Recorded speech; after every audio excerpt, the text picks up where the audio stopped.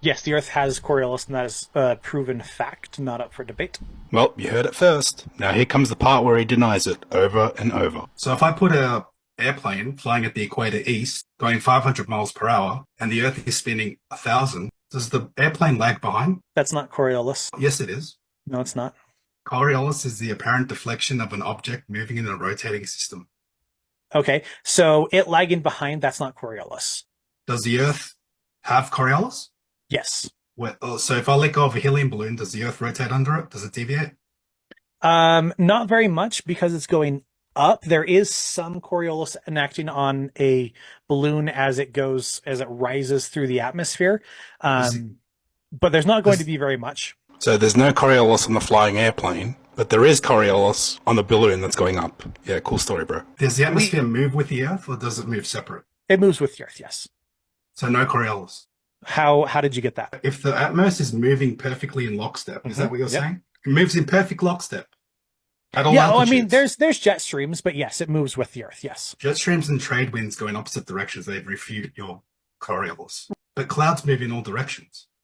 Correct, because they're moving in relation to the atmosphere. The atmosphere itself is moving this way, but things can move within the atmosphere. So the atmosphere moves in perfect lockstep, but clouds move in all directions. Wow.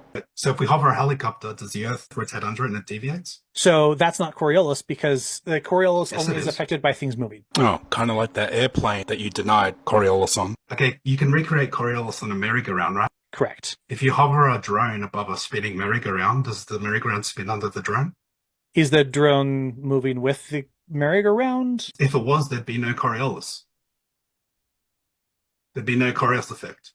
Okay, that's not Coriolis, though. Yes, it is. So the atmosphere moving with the Earth is not Coriolis. Yeah, exactly like I said earlier. If the atmosphere moves with the Earth, there's no Coriolis. Well, the Earth is really, really big, and everything is already moving with it. And the atmosphere... So there's no Coriolis. That's not what the Coriolis is, dude. What is the Coriolis? Define it. So the Coriolis is when you are moving in relation to the Earth as it spins, okay? Yeah, kind of like that airplane he denied Coriolis on.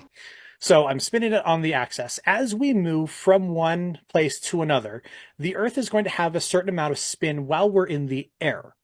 And that is because we're moving from latitude along the latitude lines. Because the helicopter is not moving in relation to the Earth, it does not experience Coriolis. Okay. Oh, great. So we move it north. Does the Earth rotate under it? A little bit, yeah. This guy just legit makes shit up on the spot. We move the helicopter north. It rotates under the helicopter. We fly a plane north. The Earth doesn't rotate under the plane. Are you serious? You know that the equator is moving 460 meters a second or 1,500 feet per second at the equator, right? Yes. So if an airplane is flying over the equator north to south, does the equator spin 1,500 feet sideways under the airplane? In relation to the airplane, no. But in relation to the helicopter, yes. In an airplane, they're not going to correct for Coriolis because they have to correct for wind more than Coriolis. Does a sniper have to adjust for Coriolis? Slightly, yeah, depending on the directions they shoot. So an airplane that flies over the Earth thousands of miles doesn't have to account for Coriolis.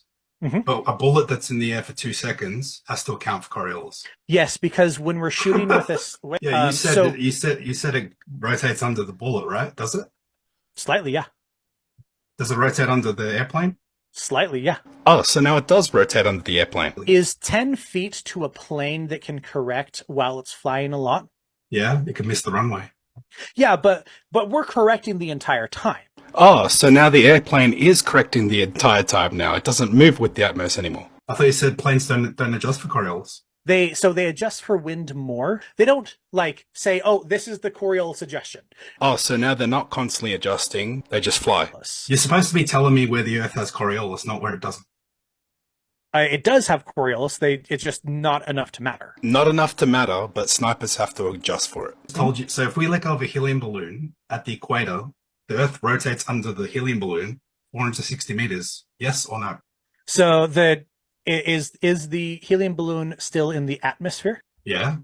Then no, it does not, because it's moving so no with Coriolis. the atmosphere. No, Yeah, so no Coriolis. You can just not understand what Coriolis is. That's fine. There is going to be a little bit of Coriolis, but really not enough to be measurable. Oh, but he just told everybody earlier that snipers have to account for it. Okay, cool story, bro. My work is done here. Earth is stationary. Airplanes cannot fly on a spinning ball, Earth rotating from west to east at 1,040 miles per hour. A flight from east to west would take half of its time. Or the airplane would be dragged backwards due to a rotating atmosphere. The only way flights can work is on a flat and non-rotating Earth. The yearly path of the sun, called the analemma, the solar analemma, which model of the Earth does it line up with? Let's take a look. So I posted this video a few days ago about the sun's analemma. It makes this figure 8.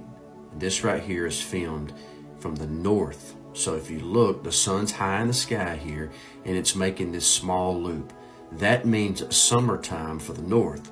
The larger loop down here on the bottom would be wintertime for the north.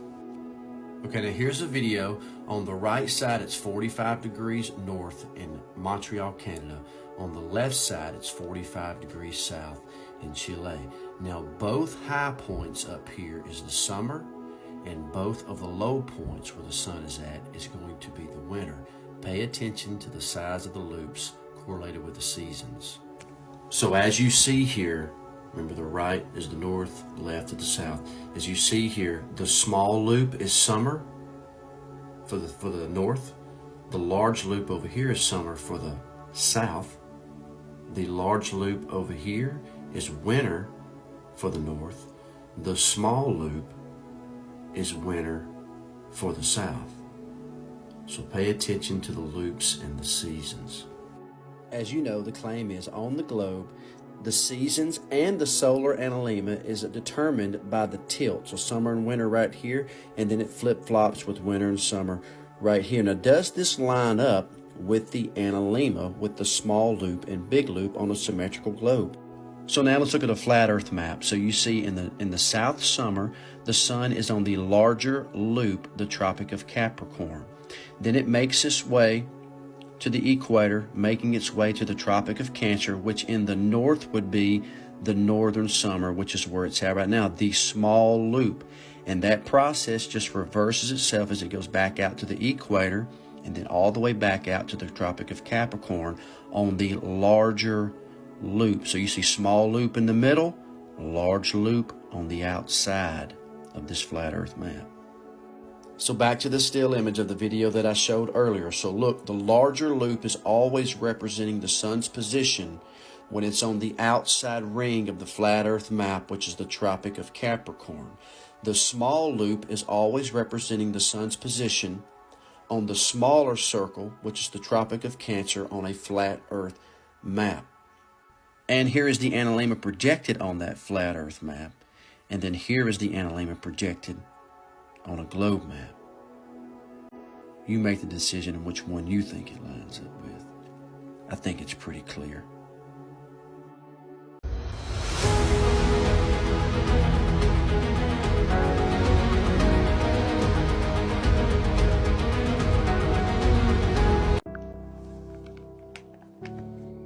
So according to John Delafield Jr., an inquiry into the origin of the antiquities of America, published in 1839, he tends to think tradition carries the possession of this country by the Tartar nation back to the earliest days of the peopling of the world, yet we know their ancestors built them not.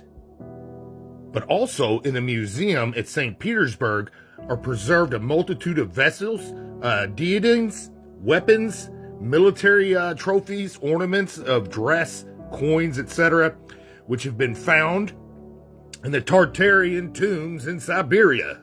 Frequent memorials are found there of ancient grandeur, magnificence, and culture, of which some are of an antiquity demonstrably above 1,000 years.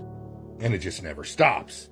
Before the Great Inundation, which took place 4,800 years after the creation of the world, the country of Anuhak, Mexico, was inhabited by giants.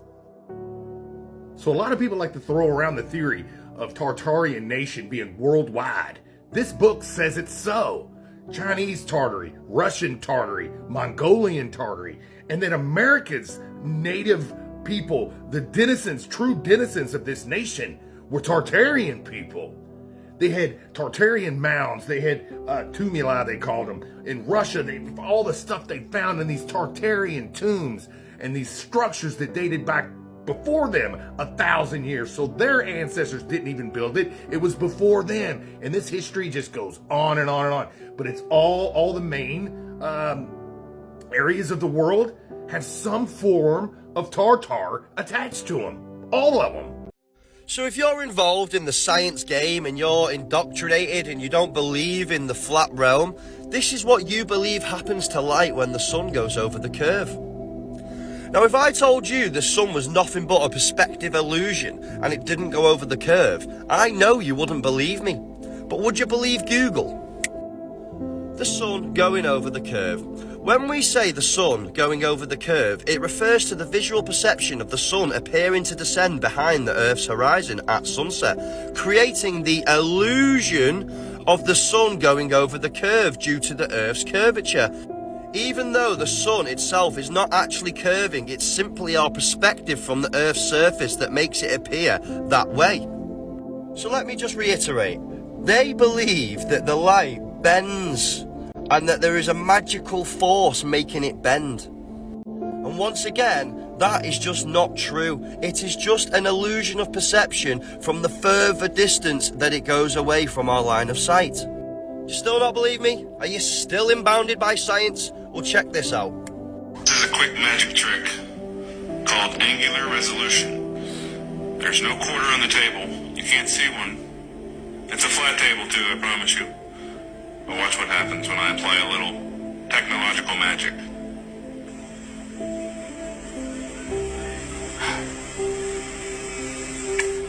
There it is, in full view. Flat table. Watch as it disappears from the bottom up It as disappears from our back perspective away. because of the further distance it goes away. And it's gone. Sight perception, also known as visual perception, is the ability to interpret what we see using light. It's a complex process that involves the eyes, optic nerve, and brain. This road is not higher up there than it is here. It's the same height, but it goes higher due to perception. Now, with the fact it goes higher, smaller, and thinner, that's because it's disappearing from our line of sight. Now, this field at the top is not higher than this field at the bottom. It just moves to the line of perception. Now, if there was clouds there, they wouldn't be touching the ground. They would be as high in the sky as the clouds here. But our line of perception makes it disappear. So let me just think, where in the world do we have millions and millions of miles of a flat surface? That's right, the sea. And there it is, guys. Our line of sight is only about 3 miles long. Boats don't disappear over the horizon and curve. They just lose sight, lose perception. If we just try for 1 second to ignore everything we've been programmed to believe, physically in our life, all we can ever experience is geocentrism. And we have had no choice but to believe the heliocentric model because it's been programmed in us from birth. Our natural senses don't lie to us. That's what they're here for. We see as we see, we feel as we feel. The heliocentric model is nothing but fiction. And our experience without NASA is just a beautiful geocentric model made by our beautiful almighty creator that has put us here to be safe and live a beautiful life. If I told you guys that this beautiful waterfall right here could defy gravity and start magically flowing upwards, would you think I'm crazy? The answer is yes. But why does NASA do the exact same thing and everyone believes it? This river right here is the longest flowing river in the world at 4,187 miles long. The River Nile. Now this river flows from south to north. Now to put that in concept, This river is flowing 4,187 miles upwards up the ball. We literally live in a world where the majority of people are programmed to be ignorant to common sense. No one can deny that water has to flow downwards. It never flows upwards, up the ball. It's a little bit equal to the fact that we've never landed here, and it's not even a rock. There is an undoubtable amount of evidence that we can prove of living under a dome in an enclosed system where everything works perfectly under the power of our Creator. And there is no proof that we can physically do in our realm ever to prove water sticking to a ball spinning round in a vacuum of space and infinity.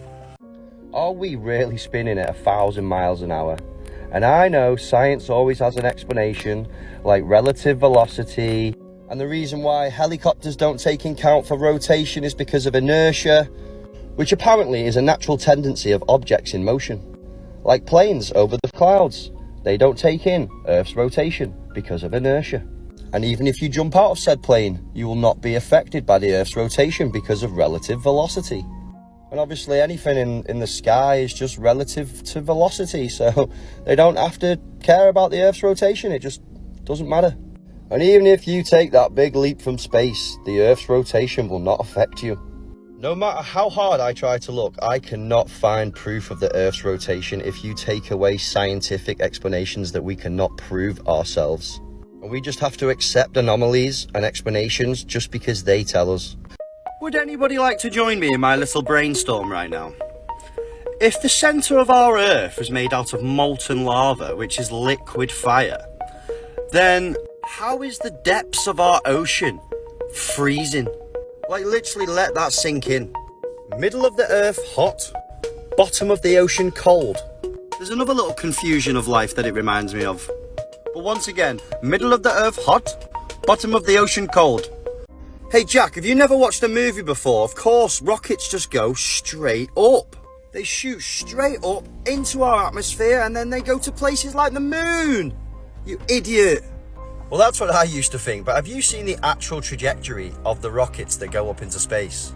Because they don't half resemble something I like to talk about quite a lot, if you get what I mean.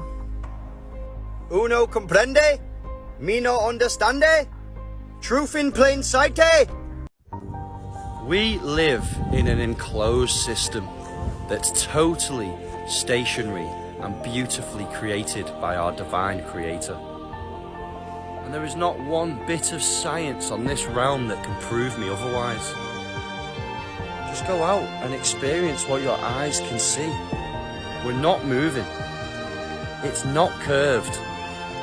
And we've been lied to. Are you still defending that the Earth is flat? Until do not show me the sphericity or curvature on the horizon is impossible. Until they teach me how water bends in the ocean, it's impossible. It's flat, without any doubt. Maybe you can tell me that. I'm salty and such. The years will pass. I'm totally sure, because in the end, the truth comes to light. But they have been deceiving you since you came into the world. But that the Earth is flat, it surely is. If there is, comments in context, yes, you have to win and share.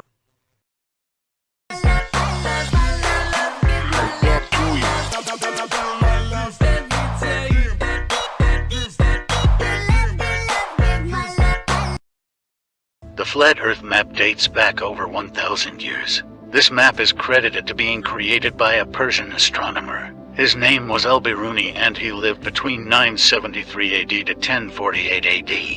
It's the official map of the United Nations and also the United States Geological Survey. It used to be present in many places before the creation of NASA and the Antarctic Treaty in 1959. Here you see it with Admiral Byrd. This map has been restored by Dmitry from Russia with suggestions of mine, Idialenkar. Known by my YouTube channel Flat Earth Banjo, I asked Dmitry to include the Bermuda Triangle and Point Nemo, a place deep in the Pacific where NASA buries rockets. Then Robert Tozzi, a professional mapmaker, came along and enhanced the map even more. There are many people now selling this map online, but if you could order it from my online store, I would greatly appreciate it. Visit my online store now and order one of the items. I humbly thank you.